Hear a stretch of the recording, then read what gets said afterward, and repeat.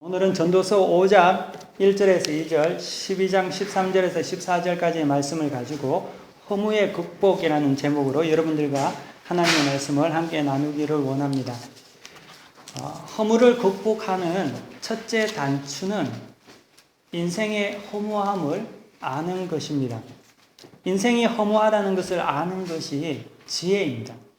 그러므로 인생에서 만족함을 찾으려는 자는 절대 허무를 극복할 수 없습니다. 전도자는 인생에 대해 헛되도다라고 이렇게 증거하고 있습니다. 그러므로 허무를 극복하는 기초는 인생 자체가 허무하다는 것을 인지하는 데서부터 시작된다고 볼 수 있습니다. 희망과 기대는 허무한 인생의 울타리 안에서 찾을 수 있는 것이 아닙니다. 인생 안에도 소망이 있습니다. 그리고 희망도 있고 기쁨도 있고 기대가 있음을 부인하지 않습니다. 하지만 그 모든 것이 허무라는 인생의 울타리 안에 있는 허무의 허상들이라는 거죠. 마치 여러분 무지개를 보면은 무지개 속에 7가지 아름다운 빛깔들이 있지 않습니까? 하지만 무지개가 사라지면 그 7가지 빛도 다 사라지는 것과 마찬가지로 우리 인생 속에 있는 희망, 소망, 기쁨, 환희, 행복 이 모든 것이 그와 같은 것이라는 것입니다. 삶이 허무하다는 말은 비관적이 되라는 말은 아닙니다. 또 허무주의자가 되라는 말도 아닙니다. 이는 성경이 우리에게 전가하는 진리라는 거죠. 인생은 허무하다는 것이 성경이 우리에게 전가하는 진리입니다. 그렇기 때문에 인생 안에 있는 어떤 무엇인가로 우리가 그 인생의 허무를 극복하려고 한다면 반드시 실패하게 된다는 것이죠. 이 땅에서 장밋빛 인생을 잡으려고 아둥바둥하는 것을 무시하지도 않습니다. 하지만 성경은 먼저 인간의 실체에 대해서 말할 때 우리의 인생은 허무하다고 증거하고 있습니다. 그래서 지혜로운 사람은 잔치집보다 초상집에 더 발이 머물게 된다는 것이지요. 여러분, 왜 허무할까요? 왜 허무한가요? 이는 우리네 인생이 먼지와 같이 유한하기 때문입니다. 살아있을 때는 내가 마치 우주의 중심인 것 같이 여러분 살아가고 있지 않습니까? 하지만 죽는 순간 우리는 먼지와 같이 사라지고 아무도 여러분을 기억하지 않습니다. 암에만 걸려도 인생이 허무하다는 것을 여러분들은 즉각적으로 느끼게 될 것입니다. 죽음은 그토록 우리에게 소중하게 여겼던 모든 것들을 아주 손쉽게 놓게 만드는 그러한 일을 행하게 합니다. 죽으면 모든 것이 끝이 나는데 그렇게 아웅다웅하며 살면 뭐 하겠습니까? 그리고 그 죽음이라는 것이 우리가 정한 때에 오는 것이 아니라 예측할 수 없다는 것이죠. 또 성경은 왜 인생의 허무에 대해서 증거하기를 인생의 주관자가 내가 아니기 때문에 허무하다고 증거하고 있습니다. 인생이라는 것은 여러분 우리 내 손 안에 잡혀지는 것이 아닙니다. 내가 우주의 중심이 아니고 또 인생의 중심이 아니기 때문에 우리의 인생이 허무한 것이죠.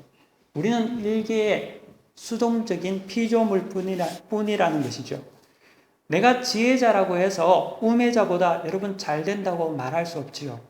내가 우매자라고 해서 지혜자보다 못 된다고도 말할 수 없단 말이죠. 내가 선인이라고 해서 형통한 것도 아닙니다. 또 내가 악인이라고 해서 비참하게 살아가는 것도 아니라는 거죠. 모든 것이 내 주관과 기대와 노력에 따라서 이루어지지 않습니다. 우리는 내가 모든 주인인 것 같이 우주의 중심인 것 같이 뭔가 주관할 수 있는 것 같이 착각하며 살아갑니다. 하지만 여러분 절대 한 개도 여러분이 주관할 수 있는 것이 없다는 것을 스스로 자각하게 된다는 거죠. 옛날에 학교 다닐 때 공부 잘하는 애들이 잘 될 줄 알았는데 커서 보니까 꼭 그런 것도 아니라는 거죠. 부모님은 그렇게 훌륭한데 자식은 정말 망나니가 될 때도 있다는 거죠. 인생이라는 것은 내가 생각하고 내가 기대한 대로 내가 주관할 수 있는 것은 하나도 없다는 것입니다. 그렇기 때문에 인생은 허무한 것입니다. 건강도, 사업도, 학업도, 진로도, 생명까지도 내가 하나 주관할 수 있는 것이 하나도 없습니다. 간혹 내 주관대로 내 통제대로 된다고 생각할 때 우리는 인생이 허무하지 않다고 생각하는 그러한 착각에 빠질 때가 있습니다. 내가 뭔가를 노력하니까 내가 노력한 만큼 무엇인가를 성취하게 될 때 우리는 착각합니다. 내가 무엇인가를 할 수 있다. 내가 인생의 주인이다. 내가 우주의 중심이라는 착각을 하게 됩니다. 그리고 그 가운데서 소망을 품고 기대를 품습니다. 내가 주인인 것 같이 뭔가 할 수 있다고 생각합니다. 하지만 이내 곧 우리는 낙심에 빠진다는 거죠. 왜냐하면 그런 일들은 자주 일어나지 않다는 것이죠. 그걸 보면서 우리는 다시금 우리 자신이 우리 인생의 주관자가 아니라는 것을 깨닫게 된다는 것입니다. 내 인생을 내가 주관하지 않습니다. 내가 하지 못합니다. 우매자나 지혜자나 선인이나 악인이나 저나 여러분들이나 모두 당하는 일들은 예측 불가능한 것이죠. 일괄적이지 않다는 거죠. 그렇기 때문에 여러분 잘 된다고 교만하실 필요도 없습니다. 언제 뒤집힐지 모른다는 거죠. 못 된다고 낙심하지 마십시오. 언제 또 그것이 바뀔지 모른다는 거죠. 전혀 예측할 수 없고 일괄적이지 않습니다. 마치 요행과 같이 살아가고 있습니다. 그래서 어리석은 사람들은 이 때문에 하나님이 없다고 말합니다. 모든 것이 우연이라고 합니다. 하지만 그게 우리 자신이 인생의 주관자가 아니라는 것을 깨닫게 하는 하나님의 메시지라는 것을 잘 모른다는 거죠. 내가 인생의 주관자가 아니기 때문에 내 인생이 내 마음대로 컨트롤되지 않는 것임을 깨닫지 못한다는 것입니다. 용사라고 해서 항상 전쟁에서 이기는 것이 아니지요. 왕이라고 해서 반란이 없지 않습니다. 선한 일을 한다고 해서 항상 존귀 여김을 받지 않는다는 거죠. 의인이라고 해서 재앙이나 사고가 피해 가지도 않습니다. 악인이라고 해서 항상 멸시를 당하고 불행을 당하는 것 같지도 않습니다.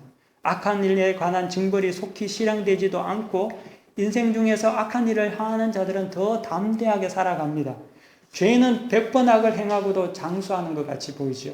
악한 자, 선한 자, 깨끗한 자, 깨끗하지 않는 자, 제사를 드리는 자와 제사를 드리지 않는 자, 맹세하는 자와 맹세하지 않는 자 모두가 일반입니다. 그래서 허무한 것입니다. 하지만 내가 통제할 수 없는 이 허무한 인생 때문에 우리는 내가 인생의 주인이 아니라는 것을 깨닫게 됩니다.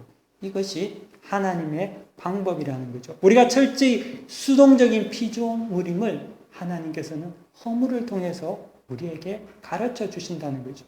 하나님께서 시종을 알 수 없게 하심이 도리어 사람들에게 인생의 주관자가 내 자신이 아니었구나, 하나님이셨구나 라는 것을 고백하게 만드는 그런 하나님의 메시지라는 것이죠. 여러분, 만약 인생이 내가 바라는 대로 자연 질서와 같이 정연하게 이루어진다면은 선한 일을 한 선인은 늘 형통하고 악한 일을 한 악인들이 늘 패망한다면, 인과응보가 즉각적으로 이루어진다고 본다면, 수고와 노력에 따라 척정 모든 것이 다 된다면은 여러분, 그곳에 하나님이 존재할 것 같습니까? 그곳에 하나님을 사람들이 알려고 할까요? 절대 알려고 하지 않는다는 거죠. 타락한 인류의 질서정연한 축복과 심판이 즉각 나타난다면은 그런 일들은 물론 일어나지도 않겠지만 인류는 하나님을 찾기보다는 더욱더 인간이 신적 존재라는 생각을 가지고 극도의 타락으로 빠질 것입니다. 죽을 수밖에 없는 존재들이 완전한 존재인 것 같이, 신인 것 같이 살아갈 것이 분명합니다. 인간의 교만은 극에 달할 것입니다. 하지만 하나님께서는 잘난 자도 안 되게 하시고 못난 자도 잘 되게 하시고 시종을 모르게 하심으로 우리 인생이 내가 주관자가 아님을 알게 하시고 그로 흠안케 하시고 그 허무 가운데 하나님을 찾게 하셨다는 거죠. 하나님을 간구하게 한다는 것입니다. 그러므로 허무라는 것은 하나님을 알게 하는 통로입니다. 인생의 허무를 깨닫게 되면 우리는 하나님을 만날 수 있습니다. 하나님을 만나면 또한 허무도 극복이 됩니다. 그래서 하나님을 만난 자들은 인생이 허무한 것이 아니라 하나님으로 말미암아 그 허무를 극복할 수 있게 된다는 것이죠. 동시에 그 허무는 가장 중심에서 하나님을 만나지 못하면 그로 인해서 우리의 인생 또한 짐승과 같이 유욕에 따라 살다가 먼지와 같이 헛된 인생으로 마감되는 그러한 끝이 되고 만다는 것입니다. 허무가 그렇다는 것이죠. 내가 하나님의 주권을 인정하고 경외할 때는 하나님 앞에서 우리의 허무가 극복됩니다. 그러므로 지혜자는 인생의 허무를 깨닫고 결론적으로 하나님을 경외하고 고백하는 자라는 것이죠. 해 아래 있는 인생에게 허무가 극복될 수 있는 유일한 희망은 여호와 하나님을 경외하는 방법밖에 없습니다. 그래서 지혜자는, 전도자는 마지막 전도서 마지막 장 마지막 절에 결론적으로 여호와 하나님만을 경외해야 한다고 말하고 있습니다. 허무가 극복될 수 있는 구체적인 예를 오늘 성경 본문을 통해서 이야기합니다. 전도자는 허무의 극복을 그저 관념이나 이론이 아니라 여호와를 경외하는 우리의 삶의 현장에서 실제적으로 또 실천적으로 또 전인격적으로 나타낼 때만이 허무가 극복될 수 있음을 말해주고 있습니다. 오늘 성경 본문 전도서 5장은 솔로몬의 전도서 강화의 두 번째 내용입니다. 1장에서 4장까지는 인생의 헛됨에 대해서 논증을 했고 5장부터는 그 허무에 대한 극복에 관한 지혜를 강론하고 있습니다. 오늘 본문 5장은 두 번째 솔로몬의 강화의 첫 단락이 오늘 본문의 말씀이라는 거죠. 첫 번째, 허무의 극복이라는 것은 종교생활, 이 실제적인 면에서 허무의 극복은 종교생활이 아니라 오직 여호와 하나님과의 바른 관계가 회복되고 교제할 때만이 가능한 것입니다. 오늘 성경 본문 1절을 여러분 한번 보시기 바랍니다. 1절 말씀. 자, 우리 함께 읽읍시다. 본문 1절, 5장 1절 시작. 너는 하나님의 전에 들어갈 때에 내 발을 삼갈지어다. 가까이 하여 말씀을 듣는 것이 우매한 자들이 재물을 드리는 것보다 나으니 그들은 악을 행하면서도 깨닫지 못함이니라. 아멘. 예. 오늘 1절 본문 말씀을 보시면 여기에서 발을 삼간다는 표현이 있습니다. 그런데 이 발을 삼간다는 것은 모든 행동을 겸허하고 신중하게 행하는 그러한 자세의 총체적인 어떤 것을 상징하고 있습니다. 이 발이라는 것은 방향성을 상징하고 있지 않습니까? 근데 성전에 들어갈 때, 하나님의 전에 들어갈 때 발을 삼가라고 한 것은 비단 예배 자리에 나올 때에도 그 마음 중심의 방향성이 하나님 종전에 없을 수 있다는 것이지요. 다른 곳에 맞춰줄 수 있다는 것입니다. 성전에 가긴 가죠. 예배의 장소에 나오긴 나옵니다. 하지만 그 마음의 방향성은 하나님 앞에 없다는 거죠. 다 자기 생각에 자기의 방향에 있다는 거죠. 그러면 온전히 하나님을 경외하지 않는 게 됩니다. 하나님을 경외하지 못하면은 허무는 사라지지 않는다고 전도자는 말하고 있습니다. 왜냐하면 허무는 하나님과 함께 하나님을 온전히 경외하는 바른 관계 속에서만 허무가 극복될 수 있는 유일한 것이기 때문입니다. 우리는 하나님과 교제할 때 우리의 허무를, 우리 속에 있는 모든 허무들을 물리치고 만족을 누리게 됩니다. 종교생활은 말이죠. 여러분, 겉으로는 화려하게 드러나고 스스로 마치 큰 일을 하는 듯이 보여질 때가 있습니다.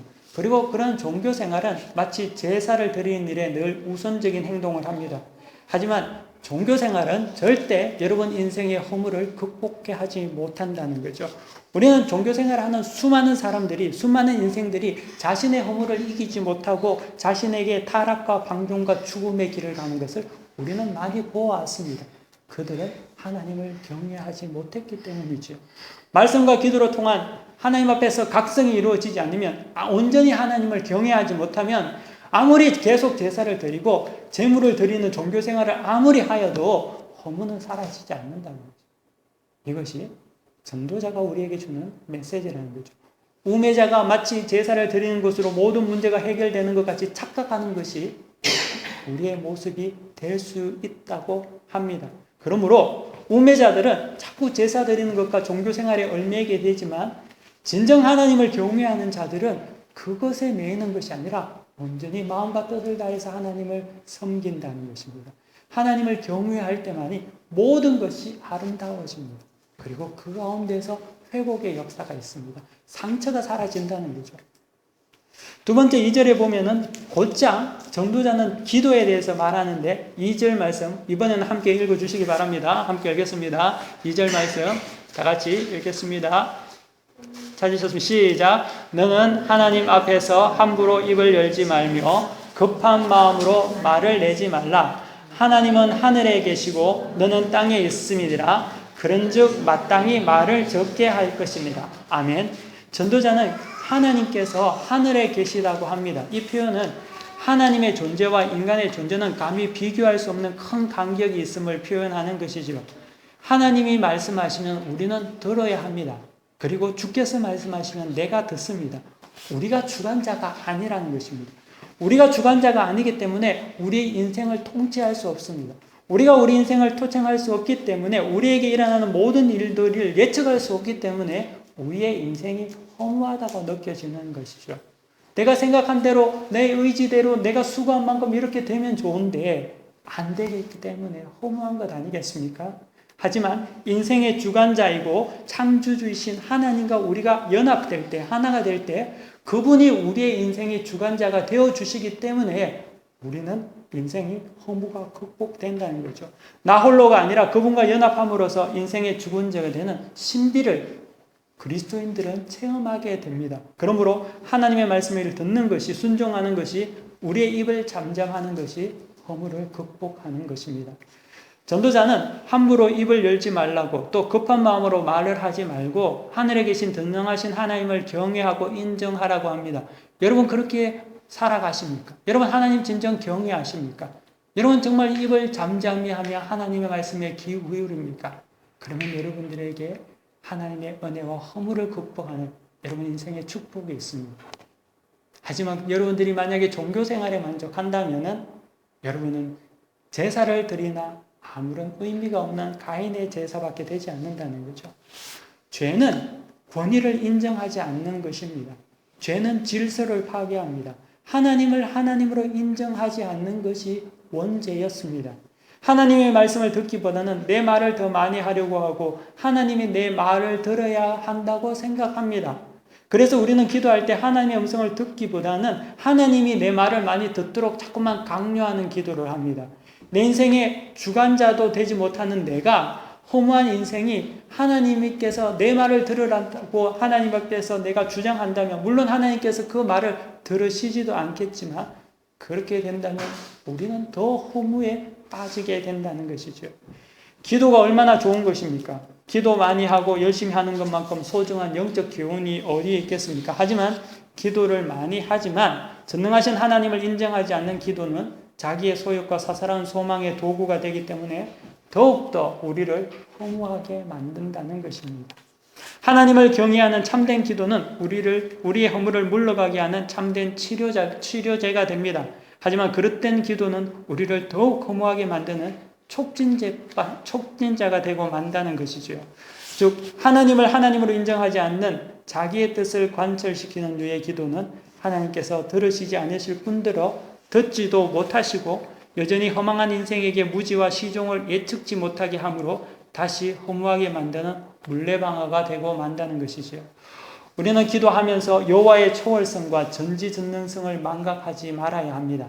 자신의 생각과 희망만을 하나님 앞에서 일방적으로 쏟아넣는 그런 일들을 거쳐야 합니다. 이는 여호와를 경외하는 마음에서 나온 것이 아니고 또 이런 기도를 통해서 결코 하나님과 바른 관계를 가질 수 없습니다. 사랑하는 여러분, 오늘 우리 전도자가 우리에게 증거하는 말, 여호와는 하늘에 계시며 우리는 땅에 있다는 말을 여러분 기억하십시오. 이는 우리의 인생의 주관자가 우리가 아니라는 것입니다. 하나님이시라는 겁니다. 그러므로 우리는 말하기보다는 듣기를 기뻐해야 합니다. 이는 기도를 적게 하라는 것이 아니라 하늘에 계신 하나님을 인정하는 자세로 기도하라는 것입니다. 주님은 기도를 가르칠 때 중언부언하지 말라고 하셨습니다. 중언부언하는 기도는 많이 기도하는 것은 그런 기도는 하나님께서 하나님 되심을 인정하지 않고 내가 원하는 대로 무조건 해 주십시오라는 식의 하나님의 전능성을 파괴하는 기도가 되고 말기 때문에 여전히 그가 인생의 주관자가 되어 있다는 것입니다. 기억하시기 바랍니다. 우리는 우리의 신용을 모릅니다. 모르기 때문에 허무한 거 아닙니까? 내가 이만큼 노력해서 내가 이만한 좋은 결과를 낸다면 우리는 허무하지 않죠. 내가 나쁜 짓을 해서 내가 이만큼 떨어진다면 그것도 허무하지 않죠. 하지만 그렇지 않죠. 우리는 우리의 시종을 전혀 모릅니다. 우리가 모르기 때문에 우리의 인생은 늘 답답하고 허무한 것입니다. 내 뜻대로 할 수 없는 인생을 살아갑니다. 하지만 만약 뜻대로 할 수 있는 존재가 우리를 축복한다면, 여러분 인생을 축복한다면 우리는 결코 허무하지 않지 않겠습니까? 전능하신 하나님께서 여러분 인생 한 사람 한 사람을 책임지신다고 생각해 보십시오. 인생의 주관자 창조주 여호와 하나님께서 여러분을 책임지신다고 생각해 보십시오. 그것이 신앙이며 그것이 하나님이 우리에게 알려주신 그리스도의 복음이라는 거죠. 하나님께서 내 인생의 길을 열어주시고 내가 시종을 예측할 수 없지만 하나님께서 우리의 시종을 책임져 주시고 철저한 계획된 축복 가운데 우리를 이끌어 주신다면 인생이 허무가 있겠습니까? 인생은 허무하지 않습니다. 인생은 축복이라는 거죠. 이는 하나님을 경외하는 자에게만 부어주는 비밀스러운 영적인 하나님의 축복이라는 거죠. 전도자는 우리에게 그 하나님께서 하늘에 계신 통치자 하나님, 허물을 주관하시는 그분을 경외하라고 합니다. 그와 교제하라고 합니다. 그러면 우리는 허물을 극복할 뿐만 아니라 인생이 더 이상 허무한 것이 아니라 여러분의 인생에 나타나는 모든 일들이 시종 예측하지 못한 것이 아니라 하나님의 예비하시는 것을 여러분들이 은혜 가운데 믿을 수 있습니다. 그것이 축복이든 어떨 때는 하나님께 주시는 훈련이고 성장의 시간이 되기도 합니다. 여러분 그 믿음을 성령의 은혜 가운데 받아 누릴 수 있기를 바랍니다. 그리고 하나님은 여러분은 반드시 실수하지 않으시고 책임지신다는 것을 여러분들이 꼭 기억하시기를 바랍니다. 13절 본문 말씀을 제가 읽겠습니다. 일의 결국을 다 들었으니 하나님을 경외하고 그의 명령들을 지킬지어다. 이것이 모든 사람의 본분이니라. 아멘. 다 함께 기도하겠습니다. 거룩하신 하나님, 오늘 하나님께서 우리에게 증거해 주신 말씀을 통해서 이제는 우리 인생의 주관자가 내가 아니라 여호와 하나님께서 주관자이심을 온전히 고백하는 그런 우리 모두가 되기를 원합니다. 오늘 성령께서 이제 있는 한 사람 한 사람 가운데 역사하여 주시옵시고 다시금 주님께서 우리의 주인 되어 주셔서 우리 인생을 인도하여 주시옵소서. 모든 것을 주님께 의탁하며 감사드리며 예수 그리스도 이름으로 기도드립니다. 아멘. 다 함께 자리에서 일어나셔서 회찬송 부르시겠습니다.